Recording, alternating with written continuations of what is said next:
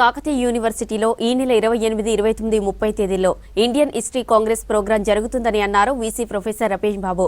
ఈ కార్యక్రమంలో 11 మంది యువ పరిశోధకులను అవార్డులు అందజేస్తామని అన్నారు. ఇప్పటికే 1030 పరిశోధనా పత్రాలు వచ్చాయని అన్నారు వీసీ.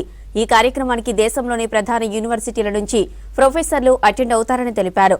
1935లో అలహాబాద్ కేంద్రంగా ఇండియన్ హిస్టరీ కాంగ్రెస్ ప్రోగ్రాం స్థాపించారని చెప్పారు వీసీ రమేష్ బాబు. 30 సంవత్సరాల క్రితం 1993లో మనం ఇండియన్ హిస్టరీ కాంగ్రెస్ అనేది ఇదే విశ్వవిద్యాలయంలో మనం చాలా ఘనంగా చేసుకోవడం జరిగింది. ఆ రోజు వైస్ ఛాన్సలర్గా ఉన్నటువంటి డాక్టర్ జయశంకర్ ఆధ్వర్యంలో జరిగింది.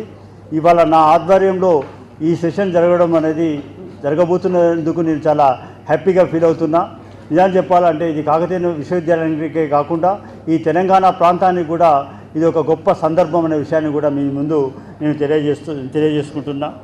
ఈ ప్రారంభ కార్యక్రమంలో కూడా మనకు మంచి పేపర్లకు కొన్ని అవార్డులు, కొన్ని బహుమతులను కూడా ఇవ్వడం జరుగుతుంది. ప్రసిద్ధ చరిత్రకారుడు ప్రొఫెసర్ రామచంద్ర గుహ జీవితకాల సాఫల్య పురస్కారంకు ఉత్తమ చరిత్రకారుని ఎంపిక చేస్తారు.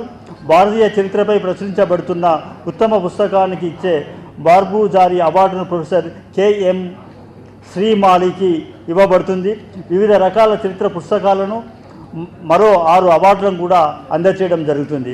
1500 మంది నుంచి 2000 మంది వరకు మనకు ప్రముఖ చరిత్రకారులు, పరిశోధకులు హాజరవుతారు. ఇప్పటి వరకు ఇండియన్ హిస్టరీ కాంగ్రెస్లో 35,000 మంది లైఫ్ మెంబర్స్గా ఉండే ఏకైక ఒక పెద్ద సంస్థ ఇండియన్ హిస్టరీ కాంగ్రెస్ అనే విషయాన్ని కూడా మనం గుర్తుంచుకోవాల్సినటువంటి